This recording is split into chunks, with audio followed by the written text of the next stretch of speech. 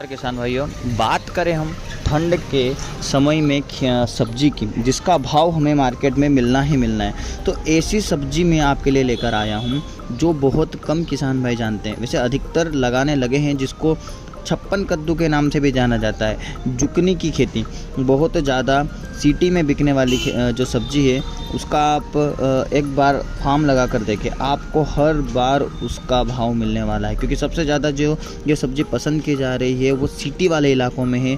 इससे आप समझ सकते हो कि भाव भी आपको ज़्यादा ही मिलने वाला है। तो चलिए जानेंगे कि जुकनी की खेती ठंड के समय में कैसे करना है और कैसे वहाँ से हमें मुनाफा कमाना है। और बहुत सरल इसकी खेती है, कद्दू प्रजाति की ये खेती होती है और बहुत आसान खेती होती है। बस पानी पिलाएं और फल निकालते जाए। तो चलिए शुरू करते हैं बिना कुछ देरी के।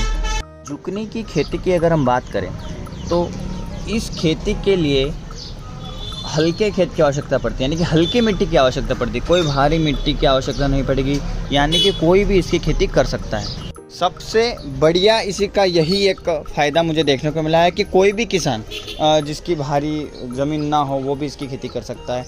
और ये कद्दू वर्गीय, यानी कि कहा जाए तो कद्दू वर्गीय फसल है। बहुत अच्छे से इसका उत्पादन आप कर सकते हो। कोई से भी खेत में कुछ नहीं करना है। सबसे पहली बात, एक विशेष ध्यान रखना है कि इसका जो तना रहता है, इसकी जो पत्ती रहती है, वो कभी भी पानी में टच ना हो। पानी में टच मतलब ज़्यादा देर तक नहीं, तो उसमें फंगल इन्फेक्शन बहुत जल्दी हो जाता है। इसलिए इसको बेड के ऊपर ही लगाएं, पारे बनाकर ही इसकी खेती करें, ताकि जो हमारी फसल वो ज़्यादा से ज़्यादा बची रहे।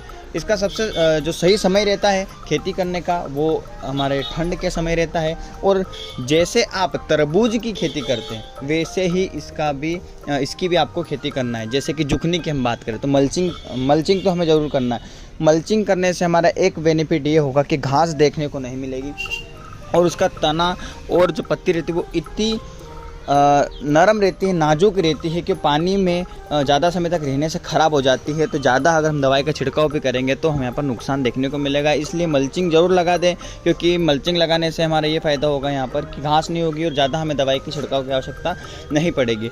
और जुकनी की खेती अगर आप एक बार करेंगे तो आपको 100% इसका भाव तेज़ ही मिलेगा। एक बार आप ज़रूर इसकी खेती कर देखिएगा। और इसकी दो तरह की खेती होती है, दो तरह की जुकनी होती है, पीली और हरी। दोनों की अलग डिमांड होती है। जो पीली जुकनी होती है उसकी ज़्यादा डिमांड जो है वो सिटी में है, और गांव तरफ अगर हम देखा जाए तो हरी जुकनी जो रहती है उसकी डिमांड आती है। तो आप दोनों की खेती कर सकते हैं डिमांड के अकॉर्डिंग। लेकिन ज़्यादा से ज़्यादा आप अगर कोशिश करें गाँव के इलाकों में तो हरी जुकनी की ही सब्ज़ी की खेती करें, ताकि अपना जो माल है वो बिक सके। और एक बार इस खेती का उपयोग ज़रूर कीजिएगा, आपको भाव 100% मिलेगा। और कैसे इसकी खेती करते हैं वो जानने के लिए एक बार कमेंट बॉक्स में लिख दीजिएगा, तो मैं आपके लिए एक वीडियो और लेके आऊँगा। तो मिलते हैं अगली वीडियो में और एक नई वीडियो के साथ। जय जवान जय किसान।